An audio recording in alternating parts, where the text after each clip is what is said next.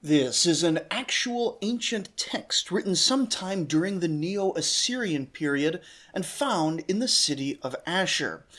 The topic is a medical religious ritual. Now, it's important to note that there was no distinction between medicine, science, religion, and magic in the Assyrian period, or really in the entire Mesopotamian period. So this all would have been read and performed and understood by someone who was a doctor, a exorcist, a priest, and a scholar all at once. The divisions that we draw between those fields existed much less. There were divisions between different kinds of educated, doctor-like, priest-like people, but they were not our divisions, and any translations that you do see, none of them are very clean translations. We don't have the specific type of person who would have been performing this, but the modern title is Regaining Potency Before Ishtar of the Stars. It begins, if a man is deprived of his potency and he has no desire to have intercourse with his wife or another woman, you set up a portable altar and make a sacrifice before Ishtar of the Stars. You place a censer with burashu juniper next to it. You pour a libation of beer. You place the shoulder, the caul fat, and the roast meat of some unidentified animal sacrifice there as well. You make 2 figurines of tallow, 2 figurines of wax, 2 figurines of bitumen, that's sort of like asphalt, it's unrefined crude oil tar, and 2 figurines of gypsum, 2 figurines of clay, 2 figurines of dough, 2 figurines of cedar wood. And note that frequently the participant in the ritual would be the one who makes all of these figurines. He would need to buy all of these materials. He'd need to sit there and sort of handcraft little people in each of these materials. They don't have to be very nice, or at least it's hard to tell if they were trying to make them really nice, because the ones we have recovered are often very crude looking, like made by people who don't have artistic talent. This isn't a jab at them. I don't have artistic talent. If you asked me to make, 14 figurines of people out of different materials, I would be like, it would be pretty bad. You wouldn't want to see it. But this is a lot of work that this guy is putting in. He's putting in beer, incense, animal meat, a whole bunch of figurines.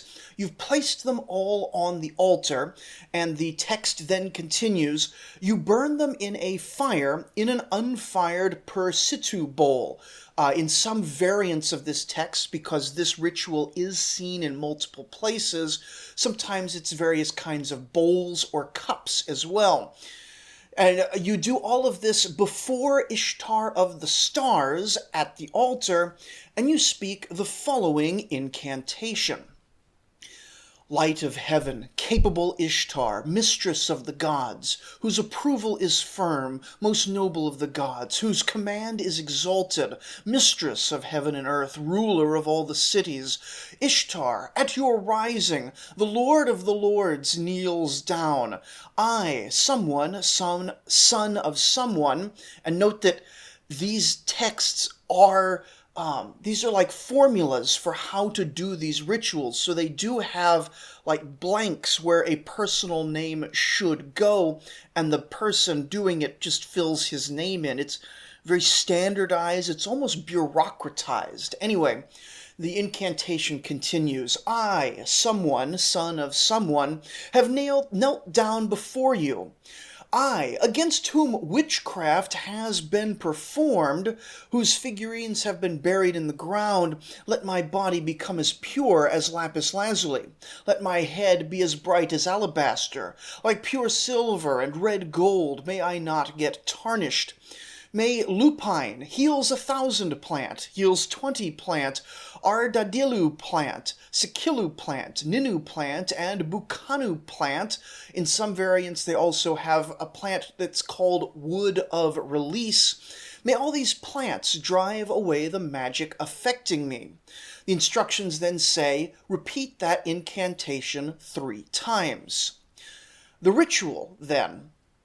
You string on a cord of flax, silver, gold, lapis lazuli, alabaster, lupine, heals 1,000 plant, heals 20 plant, ardadilu plant, sikilu plant, ninu plant, bukanu plant, and sometimes wood of release. You put it around his neck. You then tie a ram, like a living male sheep, to the head of his bed, and a weaned sheep to the foot of his bed. You pull out wool from the forehead of the ram and the forehead of the weaned sheep, then you twine the 2 separate threads. You recite this incantation 3 times over them, then tie them to his waist. Then he will have potency. The incantation reads, to the head of my bed a ram is tied, a weaned sheep is tied to the foot of my bed. Their wool is tied around my waist. Like a ram 11 times, like a weaned sheep 12 times, like a bat 13 times, make love to me. Like a pig 14 times, like a wild bull 50 times, like a stag 50 times. You are great. You are all the dwellings. You are great. Yours are all the mountain ranges.